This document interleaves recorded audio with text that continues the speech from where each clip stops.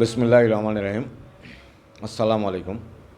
সুপ্রিয় ছাত্রছাত্রীবৃন্দ, সরকারি হল কলেজে আয়োজিত ফিনান্সিয়াল ম্যানেজমেন্টের এই অনলাইন ক্লাসে তোমাদের স্বাগত জানাই। আজকে আমরা আলোচনা করব ক্যাপিটাল মার্কেট ফিন্যান্সিং নিয়ে, অর্থাৎ মূলধনের যে বাজার আছে সেইটা নিয়ে। এখানে আমাদের থাকবে যে পাবলিক অফারিং যে সিকিউরিটি আছে, অর্থাৎ সেখানে সিকিউরিটি কাকে বলে, public issue, IPO, underwriter, এগুলো আর কি, দ্য ফ্লোটেশন কস্ট। আর সেকেন্ড অংশে থাকবে regulation of capital market financing, অর্থাৎ সিকিউরিটিজ এক্সচেঞ্জ কমিশন। তারপর থার্ড থাকবে হলো selling common stock through a rights issue, অর্থাৎ রাইট শেয়ার বা আমরা কীভাবে কমন স্টক সেল করব, এই অংশ নিয়ে আমরা আলোচনা করব। তাহলে প্রথমেই আমার যেটা থাকবে যে সিকিউরিটিস কাকে বলে। After the registration of a company, it is to concentrate on the acquisition of adequate fund. A company may raise fund by issuing share, debenture, etc. to the public. Those financial instruments used for raising fund are commonly known as securities. তাহলে public issue আছে, যে জনগণের কাছ থেকে যে টাকা নেওয়া হয় সেটা আইপিওর মাধ্যমে নেওয়া হয়, বা initial public offering. Initial public অফারিংয়ের জন্য যেগুলো থাকে, যে first offering to the public for capital, price uncertainty থাকে, চেঞ্জ অফ সেলিং একটা লোয়ার প্রাইসের সম্ভাবনা থাকে, selling through underwriter, flotation cost থাকে, আর এটা অ্যাডভার্টাইজ করতে হয় আর কি এটার জন্য। এখন এই আইপিও দিয়ে আমরা শেয়ার নিলে সুবিধা কি? সুবিধা হচ্ছে যে scope of increase capital, reduce প্রমোটার্স risk, increase liquidity, expansion of business, increase goodwill of the firm, expansion of the prospective market, as and value of the firm, no fixed cost, R perpetuity এবং increase credit rating। এটা একটু disadvantage আছে, যেটা cost বাড়ে, floating cost বাড়ে, control করার সমস্যা হয়, পাবলিক প্রবলেম হয় অনেকগুলো আর কি। আর আইপিও করতে গেলে 7টা স্টেপ ফলো করতে হবে। একটা ডিসিশন অ্যান্ড অ্যাপ্রুভাল দিতে হবে বোর্ডকে, কোম্পানি বোর্ডকে। তারপর filing registration statement fill up করতে হবে। তারপর securing approval of security exchange commission থেকে পারমিশন নিতে হবে।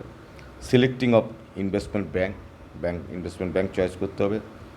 ডিসক্লোজার অফ প্রসপেক্টাস প্রকাশ করতে হবে। অ্যাকসেপ্ট অ্যাপ্লিকেশন নিতে হবে, এবং selecting of application and final issue দিতে হবে আর কি। তারপরে মেথড অফ পাবলিক অফারিং, সেটা হতে পারে general cash offer, traditional underwriting, best of offering, self registration method, আর প্রাইভেট প্লেসমেন্ট মেথড। আর সেকেন্ডারিতে হতে পারে ক্যাশ অফার এবং রাইট ইস্যু। তাহলে এই যে পদ্ধতি, এই পদ্ধতিতে কিন্তু প্রত্যেকটা পদ্ধতির কী আছে, সুবিধা অসুবিধা ডেফিনেট থাকবে। তারপরে এগুলো পার্থক্যটা কী আছে। তাই আমরা ফ্লোটেশন কস্টে যেগুলো থাকবে আর কি, এটা গুরুত্বপূর্ণ।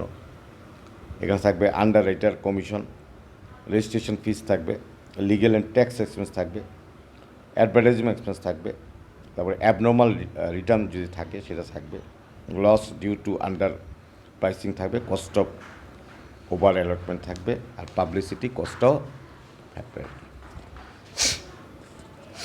তারপরে আমাদের হেজিং আছে, ফিন্যান্সিং অফ এ হেজিং।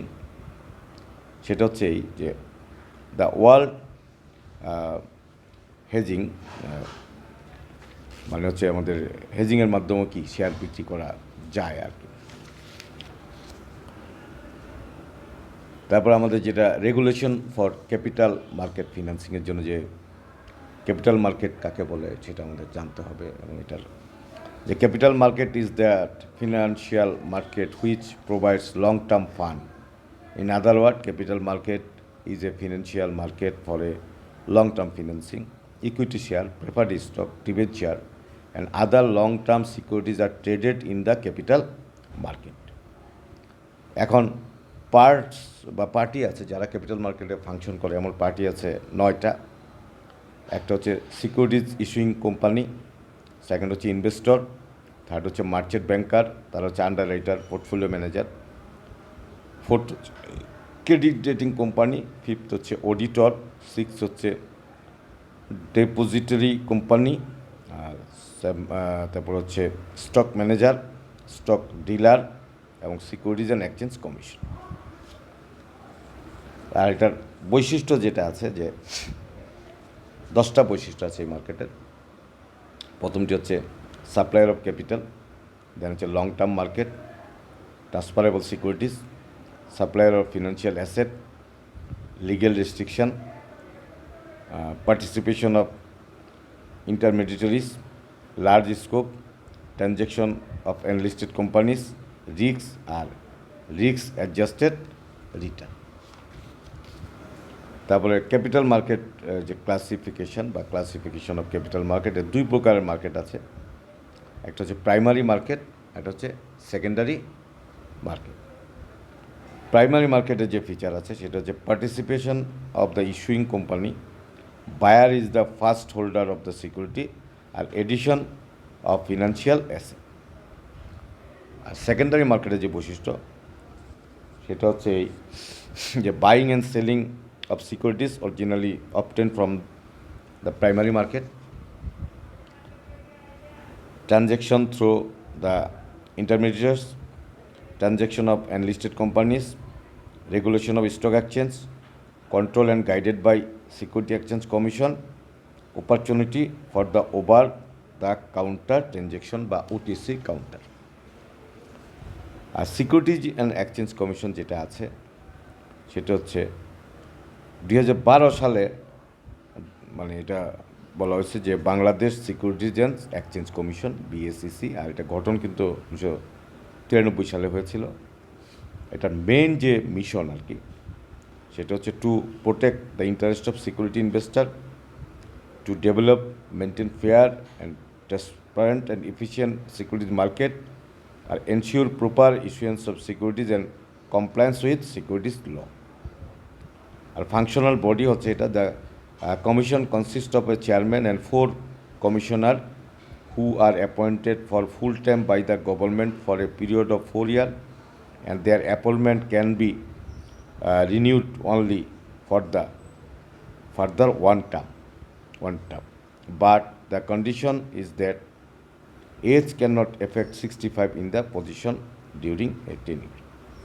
আর একটা ফাংশন হচ্ছে এখানে তারা রেগুলেশন প্রমোট করে, রেজিস্ট্রেশন দেয়, রেজিস্টারিং মনিটরিং রেগুলেটিং করে যত কোম্পানি আছে, প্রহিবিটিং fraudulent and unfair trade practice, promote investor education, or prohibiting insider trading in securities, regulation of the sustainable acquisition of share or take over the company, undertaking investigation and inspection, or conducting research and public information.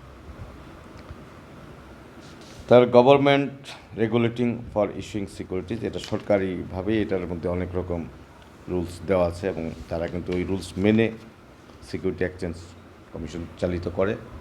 এবং Dhaka stock exchange এবং Chittagong stock এক্সচেঞ্জে trade হয় এবং এই 2টা company বাংলাদেশের share বাজারকে promote করে এবং তারা কিন্তু একটা বিভিন্ন রেগুলেশনের মাধ্যমে তাদের কাজটা চালায় নেয়। আর preemptive right and right share একটা আছে। Preemptive right is a special right which is given to the existing shareholder for according to the article of association in case of repeat issue of equity share. আর রাইট শেয়ার হচ্ছে the equity share purchase by the existing shareholder under the preemptive right is termed as right share. In other words, the equity shares offered to the existing shareholder in case of seasoned offering is known as right share of the privileged subscription. এটা objective of right share আছে 6টা। একটা হচ্ছে maintain proportional ownership, increase loyalty, maintain control, reduce protection cost, fulfil commitment এবং maintain value of wealth. আর feature আছে right শেয়ারের 8টা।